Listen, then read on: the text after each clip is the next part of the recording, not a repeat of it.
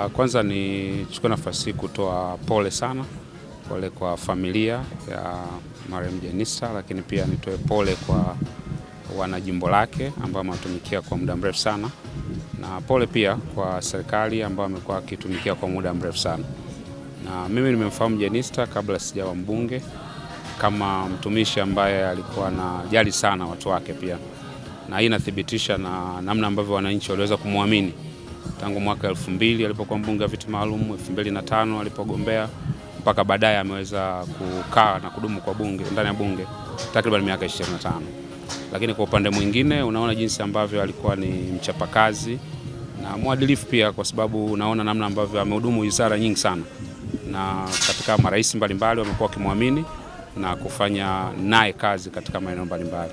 Lakini kwa upekee kabisa kama waziri wa maendeleo ya vijana, kuna kitu kikubwa tunajifunza kwake. Jenista ameingia bungeni akiwa na miaka 33 mwaka 2000 na ameweza kudumu kwa muda wa miaka 25 akiwa bado anaaminiwa sio tu na wananchi wake, lakini pia na serikali katika vyeo mbalimbali. Na hiyo inanifundisha mimi kama kijana, lakini na vijana wote wa Kitanzania, kwamba unapofanya kazi zako vizuri na ukaweza kutoa matokeo yanayotarajiwa.